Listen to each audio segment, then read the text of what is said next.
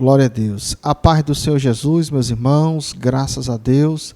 Mais uma vez estamos aqui para trazer para os irmãos mais uma aula do nosso discipulado. A lição de número 9, o tema é crendo no batismo com o Espírito Santo. Eu tenho certeza que os irmãos vão gostar desse assunto, é um assunto muito interessante também, é um assunto importante que todos nós devemos compreender. Eu trouxe aqui para os irmãos uma meditação em Mateus capítulo de número 3, é um texto muito conhecido, né? Que diz assim: e eu, em verdade, vos batizo com água para o arrependimento, mas aquele que vem após mim é mais poderoso do que eu, cujas alparcas ou as sandálias, depende da sua tradução, não sou digno de levar.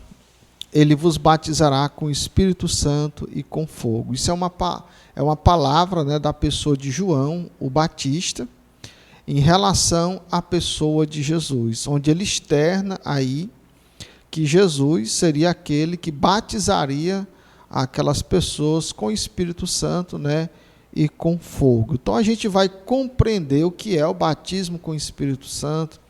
Também vamos tentar aí compreender o que é esse batismo com fogo. Será 2 batismos ou somente um batismo? E também vamos compreender as interpretações, né, que há em relação a essa ideia de batismo com o Espírito Santo. Nós sabemos que há denominações que ensinam que esse batismo já não existe ou interpreta de uma outra forma ou de uma outra maneira. Na introdução, o que é que nós temos, né? Nós temos o seguinte, que o batismo com o Espírito Santo, ele está registrado nas páginas do Novo Testamento, principalmente no livro de Atos. Ou seja, não tem como buscar essa manifestação sobrenatural, aí, que é o batismo com o Espírito Santo, nas páginas do Antigo Testamento. Ele não existe.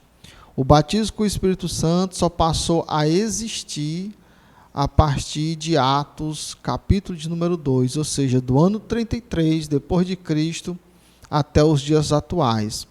Antes dessa data não havia batismo com o Espírito Santo. É claro, é lógico que havia o Espírito Santo, havia as manifestações aí dadas pelo Espírito de Deus, mas o batismo como revestimento de poder ainda não existia, né? Só depois dessa data.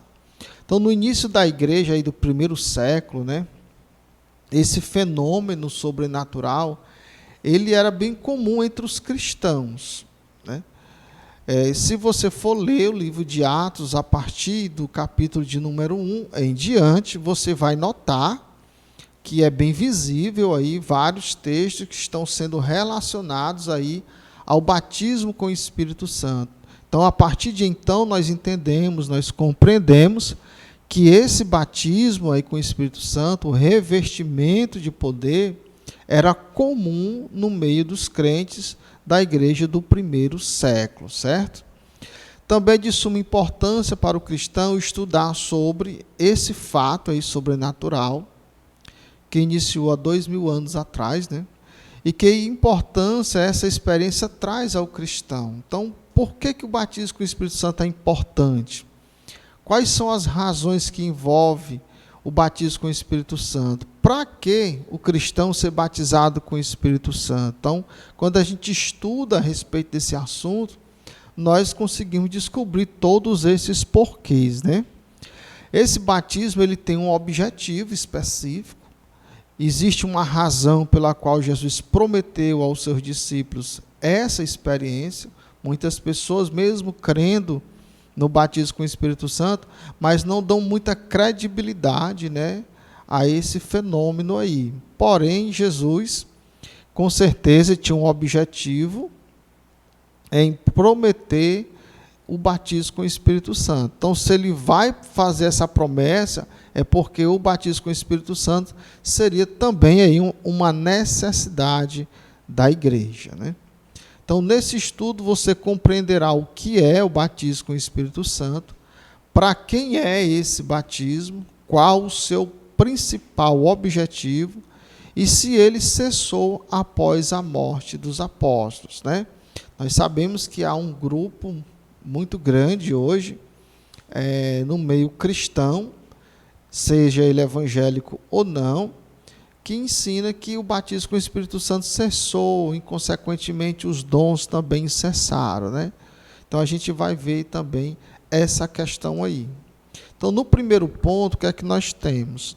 Nós temos aí um primeiro assunto a ser discutido, que é o batismo com o Espírito Santo. E o que é o batismo com o Espírito Santo, né? Então, para a gente entender, compreender melhor aí o significado de batismo com o Espírito Santo, então, primeiro a gente vai compreender o que é a palavra batismo. Com certeza você já sabe o que significa a palavra batismo. Em outras aulas a gente já comentou muito a respeito dessa palavra, né? Essa palavra batismo, ela significa imergir, mergulhar, inundar. Então, partindo aí do princípio do significado de batismo, entende-se que ser batizado com o Espírito Santo é ser mergulhado, imergido aí no poder de Deus. Essa é a ideia de batismo. Então, se alguém lhe questiona o que é o batismo com o Espírito Santo, você vai, a partir do princípio, né, do significado desta palavra, aí você vai entender e vai conseguir explicar o que é o batismo com o Espírito Santo. É você ser envolvido, né, pelo poder do Espírito de Deus, né? Então, o batismo com o Espírito Santo é o mesmo batismo com fogo, né, proferido aí por João, o Batista.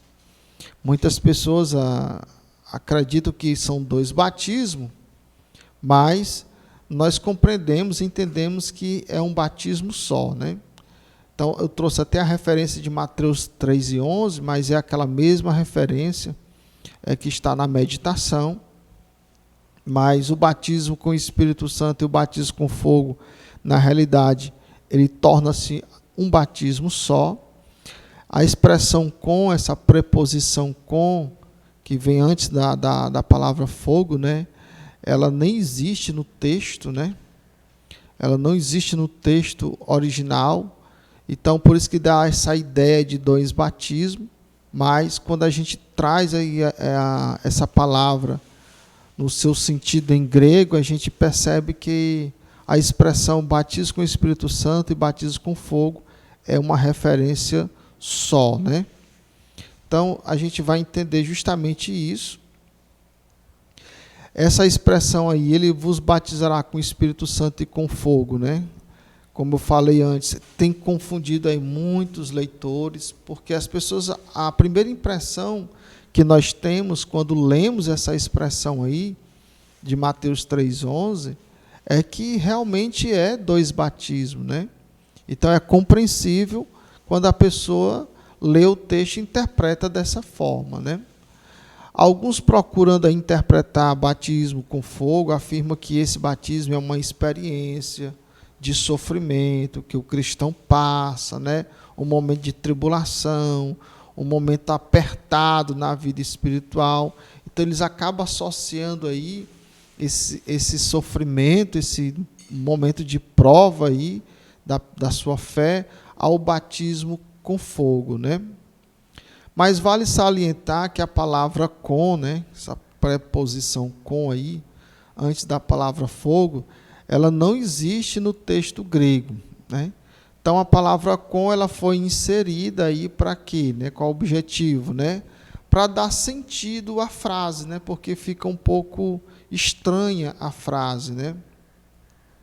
Inclusive eu trouxe até aqui como ela é, né, no texto grego, e a Bíblia que eu usei foi aqui a Bíblia LTT, que é uma Bíblia que traz o texto literal, né, que traz da forma que está lá no grego, o cara traduz para o português sem acréscimo, né? Então, o que é que tem lá? Existe a seguinte frase: ele vos batizará com o Espírito Santo e fogo. Então, como fica-se uma expressão estranha, então os tradutores, né, acrescentaram aí a palavra com para dar sentido, né? Dar sentido o texto, né? Nota-se que antes da palavra né, da letra E, tem uma vírgula. Por quê? Porque a intenção aí é dizer que o fogo é o mesmo batismo com o Espírito Santo, né? Então, o cristão ele não é batizado duas vezes, né? Ele é revestido de poder apenas uma vez. Esse revestimento de poder também é o mesmo batismo com fogo, né? Ou seja, o batismo com o Espírito Santo e com fogo é um batismo só. Então, de acordo aí com o que Lucas escreveu no livro de Atos, o batismo com o Espírito Santo é um revestimento de poder. Atos capítulo 1, versículo 8, que diz assim: mas recebereis poder ou virtude, né, depende da tradução, do Espírito Santo que há de vir sobre vós. Então, o que iria acontecer quando o Espírito de Deus viesse sobre os crentes? Eles iriam receber poder, eles iriam receber virtude. Então, Lucas está definindo para nós que batismo com o Espírito Santo é um revestimento de poder do próprio Espírito de Deus que vem sobre a pessoa, né? A promessa do batismo com o Espírito Santo, né? A gente percebeu aí lá em Mateus 3:11 essa promessa. Quem primeiro falou dela foi João, o Batista, né? Então, a promessa dessa bênção espiritual aí foi feita por Jesus poucos dias antes dele subir aos céus, né? Que foi lá no livro de Atos, né? Jesus foi claro quando disse aos seus discípulos que não se ausentassem de Jerusalém, mas que esperassem a promessa do batismo, né? Capítulo 1, versículo 5 diz: porque na verdade João batizou com água, mas vós sereis batizados com o Espírito Santo não muito depois destes dias, né? Atos 1:5 diz assim, ou seja, Jesus está enfatizando Mateus 3:11, aquelas palavras de João, né? Para que aqueles cristãos que ali estavam com ele não se ausentassem, nós ficassem ali até que eles fossem revestidos de poder, ou seja, fossem batizados com o Espírito Santo. Então Jesus, ele havia dito aos seus discípulos que ele iria para o Pai, mas enviaria o Consolador, né? Quem é o Consolador? É o Espírito Santo, é o Espírito da verdade.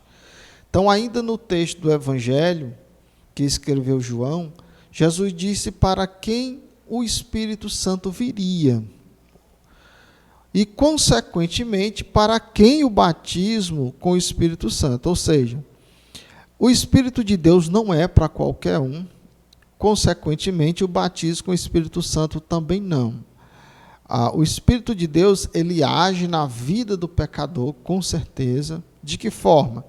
Convencendo ele do pecado, da justiça e do juízo. Mas o Espírito de Deus não está ali para habitar no pecador, está ali para trabalhar no coração do pecador, né? Então a gente vai ver essa questão aí do batismo com o Espírito Santo e também do próprio Espírito de Deus. Consolador viria, mas para quem? Então a gente percebe lá em Atos para quem o Espírito de Deus veio e quem foi que recebeu aí o batismo, né?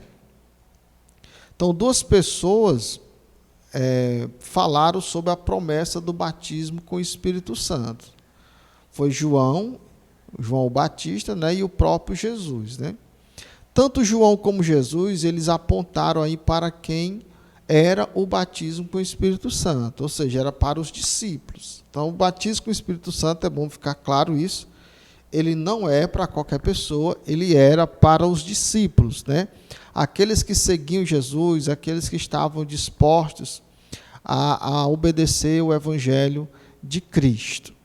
Então, o revestimento de poder é para quem foi salvo em Cristo Jesus e se tornou um com ele, e que foi também selado aí com o Espírito de Deus, o Espírito da promessa, né? Inclusive, ser selado com o Espírito Santo é diferente de ser batizado com o Espírito Santo. Então, primeiro, o Espírito de Deus não vem para todo mundo. Segundo, consequentemente, o seu batismo também não. Então, nota-se que no livro de Atos dos Apóstolos, capítulo 2, o que é que nós vimos ali? Que o Espírito de Deus veio para a igreja. E a igreja é composta de discípulos. Quando ele vem, o que é que acontece? Ele reveste a igreja de poder. Consequentemente, nós compreendemos aí que o povo também foi selado com o Espírito, ou seja, foi marcado, né? Selo significa uma marca, né?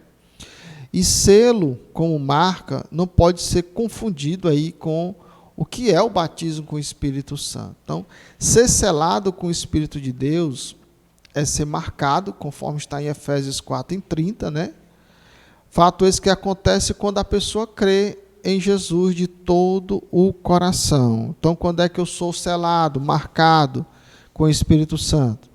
Quando eu creio de todo o meu coração no Evangelho, arrependo dos meus pecados e aceito que Jesus é o meu Senhor, é o meu Salvador, é o meu Messias. Então, a partir daquele momento, o Espírito de Deus vem sobre mim e me marca, né? Ou seja, o cristão genuíno e verdadeiro, ele tem a marca do Espírito de Deus na sua vida. E ser batizado com o Espírito Santo? Bom, como a gente viu aí anteriormente, é ser mergulhado no poder do Espírito Santo. Isso pode acontecer também no dia que a pessoa aceita Jesus como Senhor e Salvador, como pode acontecer um tempo depois, né? Então, são dois fenômenos aí totalmente diferentes. Qual seria o propósito, né? Qual seria o propósito do batismo com o Espírito Santo? Qual seria o propósito de Jesus revestir a sua igreja de poder, né? Bom, o que é que a gente vai entender aí? Nós entendemos que esse fenômeno ele aconteceu no dia de Pentecostes. É por isso que hoje a gente chama algumas denominações de denominações pentecostais, né? Por quê? Porque foi no dia de Pentecostes, né, que a igreja foi revestida de poder. Ou seja, a igreja, a partir daquele momento, né, segundo o nosso conceito, né, ela passou a ser uma igreja pentecostal, né? Então, a igreja iniciou como uma igreja pentecostal. Então, Pentecostes era o quê? Era uma festa judaica, que é realizada 50 dias depois do domingo da Páscoa, né? Essa palavra Pentecostes aí tem origem no grego e ela significa 50 dias depois. Esse é o seu significado, né? Então, foi no dia dessa festa judaica aí que o Espírito de Deus veio sobre a igreja do Senhor e revestiu a igreja, né? Então, a igreja, que naquele momento estava ali resumida em aproximadamente 120 pessoas, que inclusive estava ali entre eles algumas mulheres, inclusive a própria Maria, mãe de Jesus, né?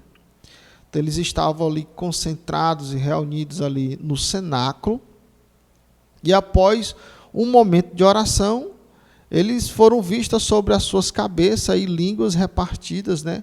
Como se fosse de fogo, né? Então, eles tinham feito uma oração, não se sabe por quanto tempo, e eles sentaram. Quando eles sentaram, olharam para, visualizando cada um, né, de frente, começaram a ver que havia algo de estranho, algo de sobrenatural sobre a cabeça de cada um deles, né?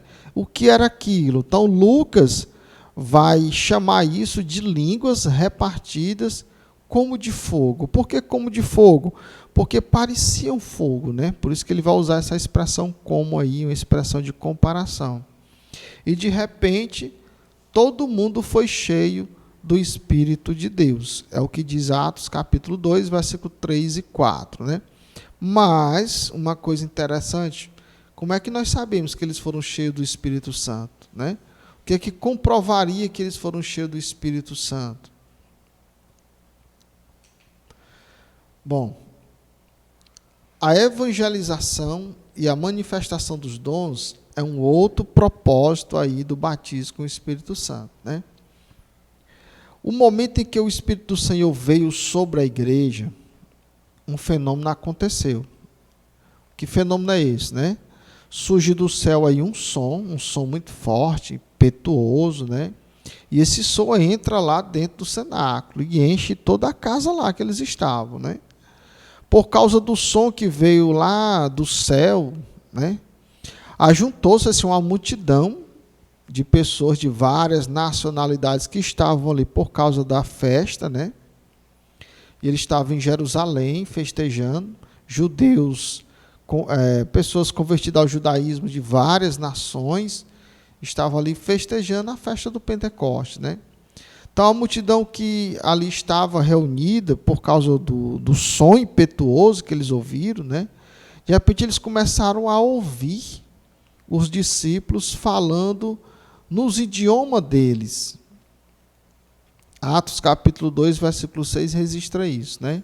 Então, provavelmente, os discípulos, eles estavam falando ali em línguas espirituais, antes de falar a língua dos povos que ali estavam. Isso é uma compreensão nossa. Nós compreendemos assim por quê? É simples. O que foi que eles viram sobre a cabeça de cada um deles? Segundo Lucas, eram línguas repartidas como de fogo. Então, aquilo não eram línguas comuns, línguas humanas, né? A partir do momento que o povo se aproxima do cenáculo por conta do barulho, então vai haver uma necessidade daquele povo ouvir o Evangelho. Por quê? Porque era o propósito ali do batismo com o Espírito Santo, a evangelização. Só que aquelas pessoas que ali estavam, eles não falavam o idioma daquelas nações, mas o Espírito de Deus poderia dar ali o idioma para cada um deles falar, e foi o que realmente aconteceu. Por isso que cada um ouvia falar na sua própria língua sobre o quê? As grandezas de Deus, Atos 2 e 11, né? Esse foi um dos propósitos, né, do revestimento de poder, a evangelização de outros povos. Então, muita gente ali se converteu, foram, a princípio, evangelizados assim, de uma forma sobrenatural. Outro propósito encontra-se na mensagem do apóstolo Pedro. Um grupo de judeus ali estava no meio da multidão, também fazendo parte ali da festa do dia de Pentecostes, né? E eles estavam ouvindo que os discípulos falavam em outras línguas, em outros idiomas, né? Então, eles disseram que eles estavam bêbados, né? Atos capítulo 2, versículo 13, eles, rapaz, esse povo tão bêbado. Por que eles disseram isso? Porque os discípulos estavam falando em outros idiomas, que eram os idiomas daqueles outros povos que ali estavam. Qual era o propósito? Evangelizar esses outros povos. Esse grupo de judeus que só falavam hebraico, ao perceber que eles estavam falando outro idioma, não compreenderam, então associaram aquela situação ao estado de embriaguez, né? Então Pedro ele inicia aí um discurso para esse grupo, né? Enfatizando o acontecimento a uma profecia de Joel. Então, o apóstolo Pedro é um conhecedor aí do Antigo Testamento, ele vai associar esse fenômeno a uma profecia encontrada no livro de Joel, que é o capítulo de número 2 de Joel, né? Também traz algo parecido, né? Então, ele vai fazer uma conexão e vai juntar aí esses dois momentos e vai associar como se fosse uma profecia de Joel. Por isso que ele vai dizer em Atos capítulo 2, versículo 16 e 17 assim: mas isto é o que foi dito pelo profeta Joel. E nos últimos dias acontecerá, diz Deus, que do meu espírito derramarei sobre toda a carne. E os vossos filhos e as vossas filhas profetizarão, os vossos jovens terão visões, e os vossos velhos sonharão, né? Então, ele está associando aí esse fenômeno a um derramamento do Espírito de Deus. E por consequência desse derramamento do Espírito de Deus sobre as pessoas, iriam acontecer esse manifesto aí, alguns fenômenos que venham desse derramamento do Espírito, que seria aí a questão da profecia, a questão das visões, né? Das revelações, porque as revelações ela vem através de visões e também vem através de sonhos. Então nós entendemos que Pedro aí ele está falando do que? Das manifestações dos dons do Espírito Santo, que seria uma consequência do derramamento do Espírito ou do batismo com o Espírito Santo, que é a mesma coisa, né? Então, na fala de Pedro, vê-se que ele associa o derramar do Espírito à manifestação de alguns dons. Então pode-se ver mais um propósito do batismo com o Espírito Santo. E que propósito é esse? É a manifestação de dons espirituais. Então, analisando que se Jesus enfatizou essa promessa, então começamos a perceber o porquê, né? Então havia uma necessidade da igreja receber esses dons, né? E essas necessidades, todas elas estão relacionadas à obra do Senhor, à ideia de ganhar vidas para o reino de Deus. Então, após a igreja receber o batismo com o Espírito Santo, muitos passaram a se converterem a Cristo, né? Através da mensagem do Evangelho, os cristãos passaram a pregar com mais autoridade, né? Com intrepidez a palavra de Deus, né? E, consequentemente, através dessa mensagem, alguns sinais, algumas maravilhas, alguns prodígios, alguns milagres passaram também a acompanhar essas pessoas, né? Por isso que a gente lê Atos 2:43 relacionado a isso. Então, quando os cristãos do primeiro século pregavam o Evangelho, em algum momento também era manifesto esses sinais aí. Pessoas eram curadas, mortos, em alguns momentos foram ressuscitados, né? E pessoas também possessas, endemoniadas, foram libertas, né? Então aconteceu uma série de milagres aí, ou de sinais após o batismo com o Espírito Santo. Então a igreja de Jesus, ela cresceu sobre o poder do Espírito de Deus. E até os dias atuais a igreja do Senhor tem experimentado essa bênção espiritual, né? Pode-se dizer que a igreja iniciou como a igreja pentecostal. Com certeza ela iniciou sendo uma igreja pentecostal, uma igreja revestida de poder, uma igreja que experimentou o batismo com o Espírito Santo, que experimentou aí as manifestações dos dons nos seus primeiros anos, né? Que nós cremos que se segue até os dias atuais. No terceiro ponto, nós temos aqui um outro assunto interessante, que é a atualidade do batismo com o Espírito Santo, né? Como nós falamos aqui, nós cremos na atualidade desse batismo, né? Mas nem todos creem, né? Então, qual seria a evidência do batismo com o Espírito Santo? Como é que eu sei que alguém foi batizado com o Espírito Santo, foi revestido de poder, né? Bom, atualmente existe no meio cristão evangélico aí divergência sobre o que evidencia uma pessoa batizada com o Espírito Santo. Alguns defendem que essa evidência aí consiste na presença do fruto do Espírito na pessoa do cristão. Então você pode encontrar alguém que vai dizer que o que prova que alguém é batizado com o Espírito Santo é as manifestações do fruto do Espírito de Deus na vida dessa pessoa, né? Bom, isso tem respaldo na Escritura? Isso tem algum texto que referencia o batismo com o Espírito Santo, a manifestação do fruto do Espírito, né? Nós não temos, na realidade. Então, outros vão defender que a evidência, né, consiste aí na manifestação de algum dom espiritual, não necessariamente o falar em línguas, né? Porém, a maioria defende que a evidência está no falar em outras línguas. Então, existem pentecostais que entendem que a evidência do batismo com o Espírito Santo não necessariamente é o falar em línguas, mas se a pessoa teve uma visão, a pessoa teve uma revelação, manifestou algum dom na vida dessa pessoa, então ele vai compreender que essa pessoa foi batizada com o Espírito Santo. Mas a grande maioria dos pentecostais não defendem essas duas teses aí anteriores. Por quê? Porque não há muitos textos, ou quase nenhum texto, que possa nos dar essa base aí, essa sustentabilidade aí, certo? A razão pela qual a maioria defende a evidência do revestimento de poder como sendo em falar em línguas é o quantitativo de textos em Atos que apontam para essa interpretação.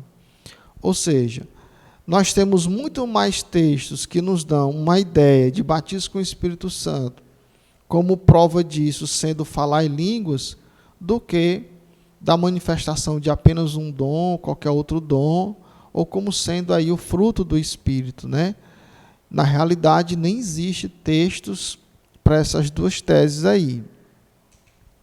Então, vamos aqui os textos que evidenciam aí, né, essa interpretação da maioria dos cristãos pentecostais, dos quais fazemos parte, né? Então, vemos aí Atos capítulo 2, versículo 4, por exemplo, que diz: e todos foram cheios do Espírito Santo e começaram a falar noutras línguas. Então, a expressão cheios do Espírito Santo, dentro do contexto de Atos, é uma referência ao revestimento de poder ou ao batismo com o Espírito Santo, que é a mesma coisa. Então, o que foi que aconteceu quando eles foram batizados aí? Eles começaram a falar em outras línguas. Outro texto é de Atos, capítulo 10, versículos 45 e 46, que diz: maravilharam-se de que o dom do Espírito Santo se derramasse sobre os gentios, porque os ouvia falar línguas. Então, observa-se aí que eles perceberam que o dom do Espírito, né, que o batismo com o Espírito Santo, aí nesse texto, ele é entendido como um dom, né, ou seja, como um presente de Deus. Então, Lucas vai externar isso aí, que a fala dessas pessoas aí, associada ao contexto, prova que o que manifestou aos olhos deles lá, que esse grupo foi batizado com o Espírito Santo, foi eles ouvirem deles o falar em línguas, né? Um outro texto é de Atos capítulo 19, versículo de número 6, que diz: e impondo-lhes Paulo as mãos, veio sobre eles o Espírito Santo, e falavam línguas e profetizavam. Olha só. Então, Paulo lá estava em Éfeso, né? Conheceu um grupo lá de quase 20 pessoas, e ele estendeu as mãos sobre essas pessoas que já tinham crido, né, no Evangelho, e, consequentemente, vai acontecer o quê? Eles vão ser batizados com o Espírito Santo. O Espírito de Deus vai vir sobre eles, e assim como o Espírito de Deus veio sobre a igreja no início lá de Atos, e revestiu eles, a mesma coisa estaria acontecendo com esse grupo. O Espírito de Deus estava vindo sobre eles, e estava revestindo eles de poder. Como é que Paulo soube, né, que eles foram revestidos de poder? Porque os ouviam falar em línguas e em seguida começaram a profetizar. Então, nota-se aí que sempre em primeiro lugar vem o falar em línguas. Então, nós temos aí, pelo menos, no mínimo, aí, 3 textos que evidenciam que a evidência do batismo com o Espírito Santo, a prova de que alguém foi batizado com o Espírito Santo, é a manifestação desse dom de falar em línguas, né? Aqueles que defendem que a evidência não é necessariamente o falar em línguas, ficam apenas no campo da especulação, já que não há nenhum texto que prove os seus argumentos. Então, esse grupo aí que não defende, né, que a evidência do batismo como sendo falar em línguas, não necessariamente, mas eles não têm um argumento, um texto que possa se basear, né? Por isso que se torna uma mera especulação, né? Então, diferente dos que defendem que a evidência está no falar em línguas, porque há evidências bíblicas que comprovam isso, e como foi visto, aí existe pelo menos 3 textos em Atos que comprovam essa interpretação.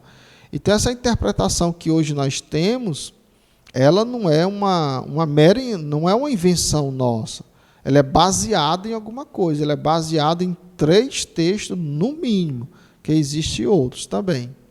Então, é importante também salientar que o falar em línguas, no ato do batismo com o Espírito Santo, não se refere ao dom de variações de línguas aí registrado na primeira carta de Paulo aos Coríntios, capítulo 2. É importante isso aí, né?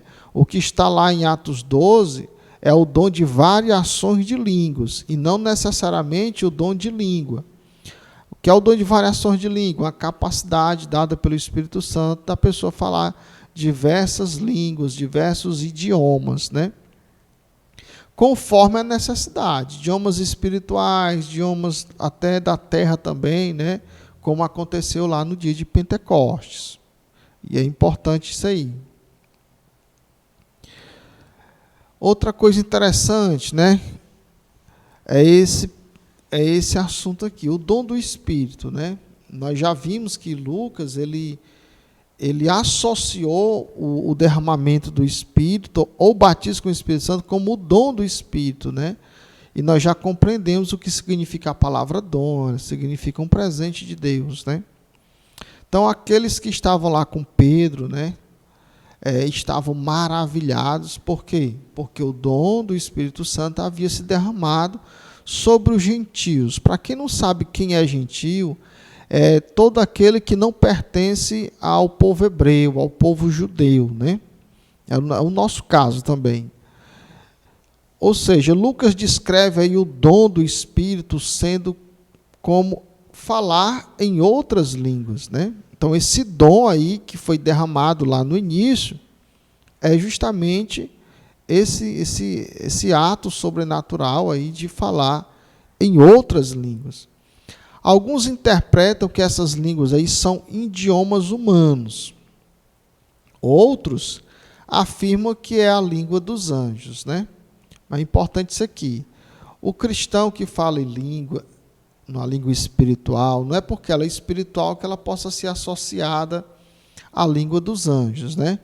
O cristão batizado com o Espírito Santo, ele fala uma língua espiritual, é uma língua desconhecida do ser humano, mas também não é uma língua angelical, né? Por quê? Porque se fosse uma língua angelical, os anjos também iriam compreender, não somente os anjos de Deus, mas os demônios também iriam compreender. Por quê? Porque eles são anjos, né? Então a gente vai entender aqui, baseado na primeira carta de Paulo aos Coríntios, capítulo de número 14, versículo 2, sobre essa ideia de falar em línguas, né? Que língua é essa, né? Qualquer um entende? Bom, disse Paulo, porque o que fala em língua desconhecida não fala aos homens senão a Deus. Então, o que é que vamos entender a princípio? Que quem fala essa língua desconhecida, essa língua espiritual, não está falando para o ser humano, está falando para Deus. E Paulo vai dizer, porque ninguém o entende, e em espírito fala mistérios. Então, quem é ninguém? Anjos, demônios, seres humanos, né? Por quê?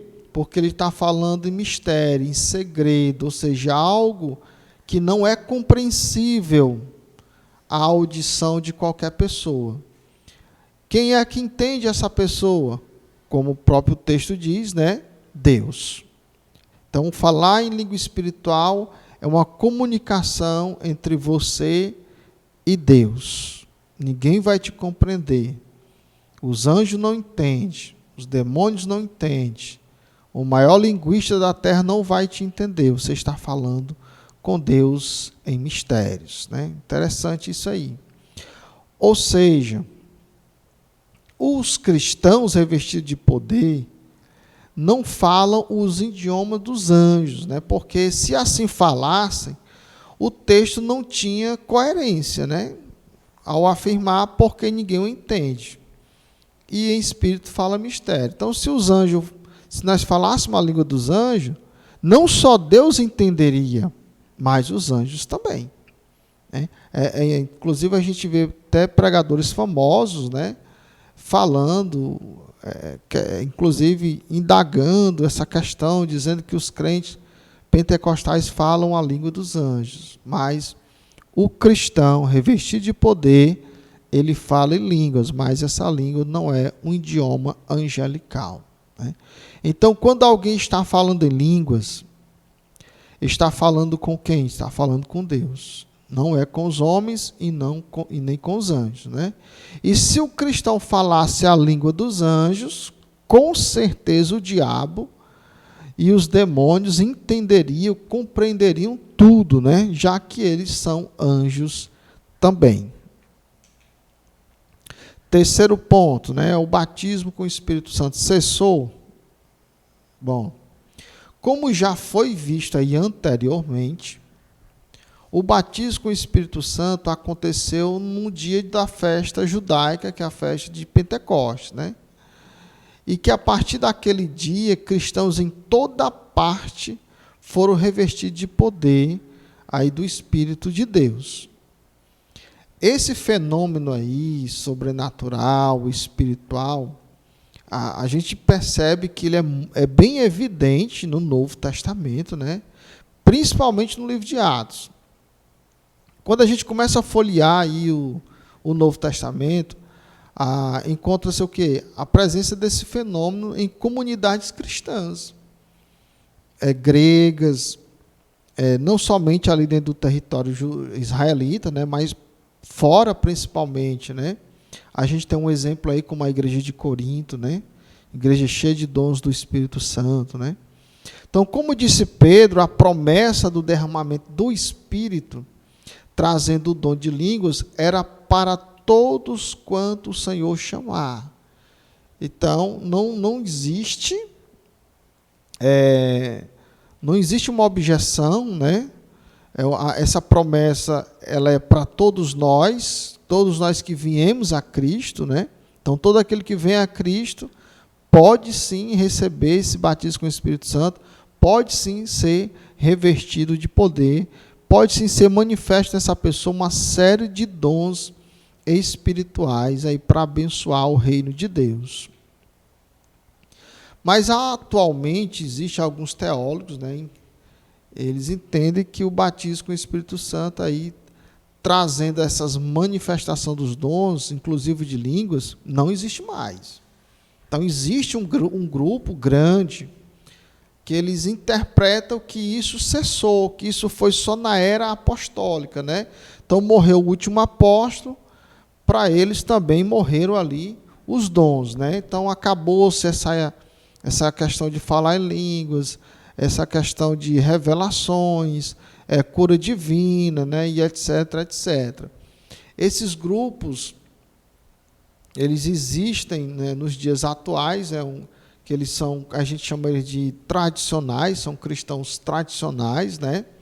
Eles congregam nas suas denominações, creem no Pai, no Filho, no Espírito Santo, né? No mesmo evangelho que nós, porém tem uma interpretação diferente da nossa. Para eles, os dons, o batismo com o Espírito Santo foi só naquele período que a igreja estava iniciando. Então, quando João, que escreveu o Apocalipse, vem falecer, na visão deles, a partir de então, os dons vão começar a cessar, porque não há mais uma necessidade de utilização desses dons. Essa é a interpretação deles.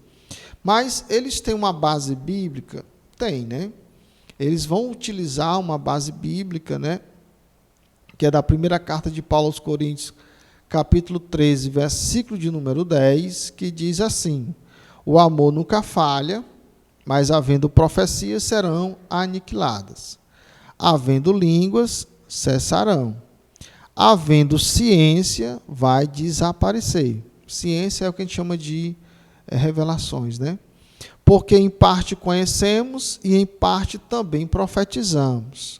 Mas quando vier o que é perfeito, então o que é em parte será aniquilado. Então eles vão compreender aí que esse texto está falando do cessar dos dons do Espírito Santo, inclusive o batismo com o Espírito Santo, com a manifestação do dom de língua, né? A partir do momento que esse que é perfeito chegasse. Agora, de que forma eles interpretam essa expressão, o que é perfeito, né? Bom, isso aqui é interessante, né? Aqueles que defendem que o dom do Espírito Santo cessou interpreta o texto de Coríntios afirmando que o que é perfeito já veio, que é a Bíblia Sagrada. Então eles vão interpretar aquela expressão lá, o que é perfeito, como sendo a Bíblia Sagrada. Então, naqueles dias ali que Paulo escreveu isso aí, o Novo Testamento não estava completo, né? Mas a partir do momento que todas as cartas apostólicas são escritas e elas são unidas e reunidas em um volume só chamado de Bíblia, aí eles vão entender, esse grupo de teólogos aí vão entender que seria aí aquilo que se completou, aquilo que se tornou perfeito, logo os dons não teriam mais uma necessidade na igreja, né? Então, esse é o argumento utilizado por eles. Então, eles argumentam assim, se o que é perfeito já veio, que é a Bíblia, né? Então, não há necessidade do dom do Espírito Santo. Mas, será que essa interpretação está correta? Será que essa expressão que é perfeito é uma referência à Bíblia Sagrada? Será que é uma referência à Bíblia que no futuro iria se tornar um volume só? Bom, isso é uma especulação, né?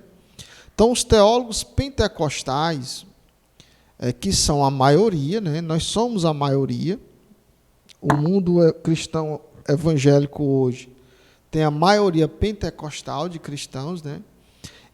Nós compreendemos, nós entendemos que essa expressão aí, o que é perfeito, que iria vir, né? Como o texto é bem claro, não seria a Bíblia Sagrada, mas seria a pessoa de Jesus de Nazaré. Então, quem prometeu que iria, mas voltaria, e esse que prometeu não é um ser perfeito, é Jesus.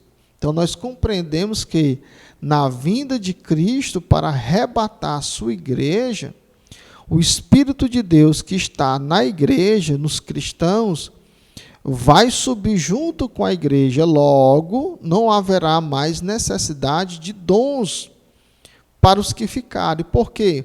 O Espírito de Deus subiu juntamente com a igreja. Então, esse é o nosso entendimento. Nós compreendemos que esse entendimento ele tem mais base bíblica, né, do que o entendimento dos tradicionais. Então, o batismo com o Espírito Santo ele ainda existe e continua acontecendo na igreja e vai continuar até a vinda do Senhor. Então, o batismo com o Espírito Santo continua. Até quando? Até Jesus voltar. Até lá, devemos buscar o batismo com o Espírito Santo, devemos buscar os dons espirituais. Para quê? Qual o objetivo? Para o crescimento do reino de Deus. Nossa conclusão. Então, nesta lição foi abordado o quê? Foi um tema importante, né? Muito importante, né? Que é o batismo com o Espírito Santo. É uma bênção essencial na vida do cristão, com certeza, e que acontece na igreja há mais de 2000 anos, né? Então, de acordo aí com o que você compreendeu, você vai discutir aí com o seu líder, com os irmãos, né? Os demais integrantes aí dos novos convertidos, sobre a evidência do batismo com o Espírito Santo. O que é que evidencia, né? Você já aprendeu, então você vai discutir isso aí com os seus irmãos, né? Eu espero que você tenha compreendido esta lição, que Deus te abençoe e a paz do Senhor.